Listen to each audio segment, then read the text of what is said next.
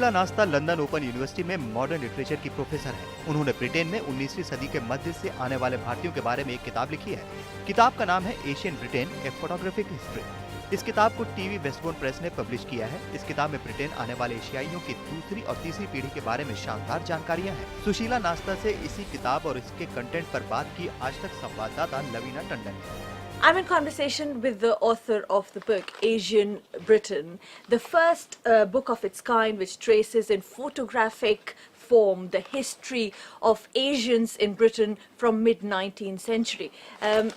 Sushila Nasta, thank you very much for your time, ma'am. Let me just have this. I've already messed up your notes. That's fine. I can see lots of notes here. Yeah. First, we'll start off with what is this book about and what inspired you to do it?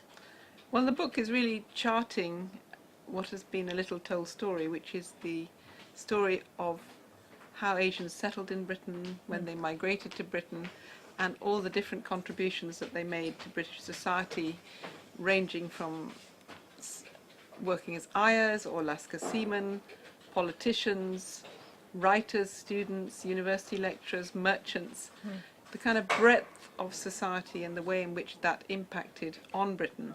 And the important thing about it is that it goes back to around the mid-1850s, which is when photography started, and tells a story that's been hidden, certainly in terms of the British national story, and to some degree in terms of the Indian national story. So that story during the period of empire, from 1858 to 1947, and independence and partition, has often not been told as part of this longer continuum of Asian British history. Right. That's very, very interesting. So first of all, what inspired you to go for such a book? It came out of a much bigger project I'd been running. We started off with an academic project on Asians in Britain. We looked at a lot of archives. We were working in partnership with the British Library in London, who have 9 miles of India office records. We toured an exhibition a year or so ago to India, to 8 cities. We did workshops there.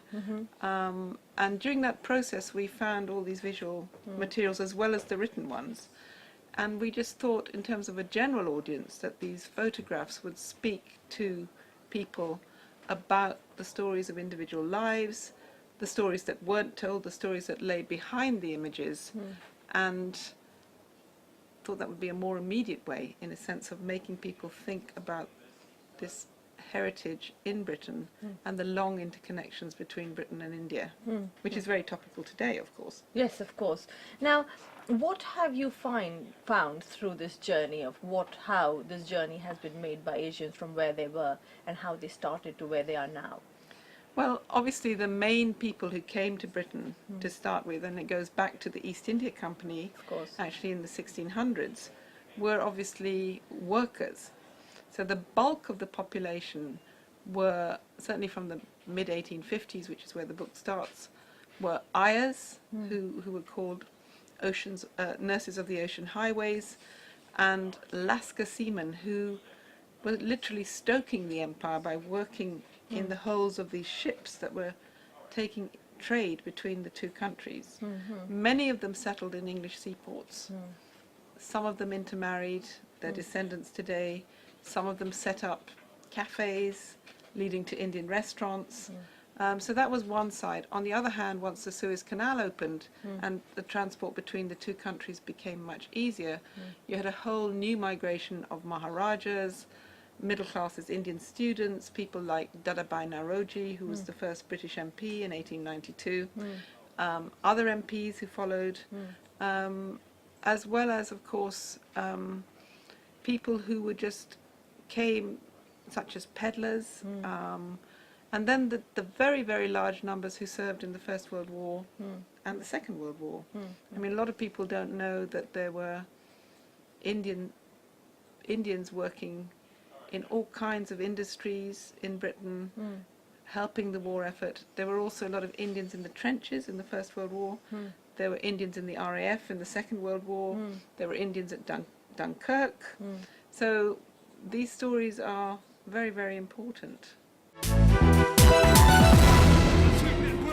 don't have Johannesburg में US president Barack Obama ने अपने देश के कट्टर विरोधी Cuba के president Raul Castro से हाथ मिलाया। इसे अमेरिकी कूटनीति में नए युग की शुरुआत माना जा रहा है। क्यूबा और अमेरिका पुराने विरोधी हैं और एक जमाने में यूएस के प्रेसिडेंट जॉर्ज डब्ल्यू बुश ने क्यूबा को भी शैतान बताया था। लेकिन माना जा रहा है कि राउल कास्त्रो से हाथ मिलाकर ओबामा अब नए रिश्ते बनाने की शुरुआत करने की कोशिश कर रहे हैं। राउल के भाई फिदेल कास्त्रो का तख्ता पलट करने के लिए यूएस पहले भी कई बार कोशिश कर चुका है। सर्बिया के ओजारेविक में इस महिला को अपने पति को जलाकर मार डालने का दोषी ठहराया गया है।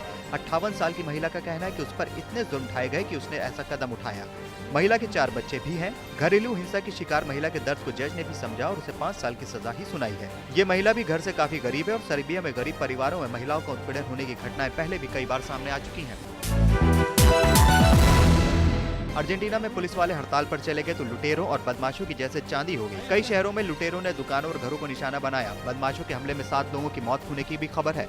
हिंसा की वजह से सैकड़ों लोग घायल हुए हैं। अर्जेंटीना में पुलिस वालों ने ज्यादा तनख्वाह की मांग को लेकर हड़ताल की है। कई शहरों में उपद्रव को देखते हुए पब्लिक ट्रांसपोर्टेशन बंद कर दिया गया है और अस्पतालों ने इमरजेंसी के अलावा दूसरी तरह के मरीज दाखिल करने बंद कर दिए हैं। सरकार ने कई जगह केंद्रीय बलों को तैनात किया है, लेकिन इससे लुटेरों के हौसले पस्त नहीं हुए। लुटेरे बेधड़क दुकानों में घुसकर लूटपाट करते रहे, उन्हें रोकने वाला कोई नहीं था। Pop star Justin Bieber Philippines में हयान नाम के तूफान से सबसे ज्यादा प्रभावित इलाके टैक्लोबान पहुंचे। उन्होंने यहां तूफान से प्रभावित होने वालों से मुलाकात की।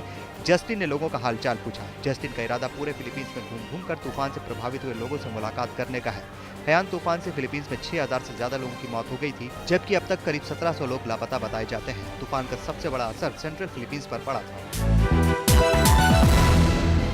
गुटनिरपेक्ष देशों में शामिल ईरान ने भी साउथ अफ्रीका के पूर्व राष्ट्रपति नेल्सन मंडेला को याद किया। ईरान की राजधानी तेहरान में साउथ अफ्रीकी दूतावास में ईरान के लोग और विदेश से आए प्रवासी पहुंचे और उन्होंने मंडेला को श्रद्धांजलि दी। यहां उनकी याद में तमाम लोग इकट्ठा हुए। नेल्सन मंडेला का एशिया के देशों में ज्यादा सम्मान था। रंगभेद के खिलाफ ईरान ने भी आवाज उठाई थी। स्वीडन की राजधानी स्टॉकहोम में इस साल के नोबेल पुरस्कार दिए गए। ये पुरस्कार मेडिसिन, फिजिक्स, केमिस्ट्री, लिटरेचर और इकोनॉमिक्स के क्षेत्र में शानदार काम और शोध के लिए दिए गए। स्वीडन के नरेश कार्ल 16 गुस्ताव ने कंसर्ट हॉल में पुरस्कार दिए। इस साल का लिटरेचर का नोबेल पुरस्कार एलिस मनरो को दिया गया है। वो 82 साल की है, जिसकी वजह से कनाडा से वो नहीं आ सकी। उनकी बेटी जेनी ने अपनी माँ की तरफ से ये पुरस्कार हासिल किया। ब्रिटेन के पीटर हिग्स और बेल्जियम के फ्रांसवा इंग्लैंड को हिग्स बोसॉन, ये गॉड पार्टिकल की थ्योरी के लिए नोबेल पुरस्कार दिया गया है।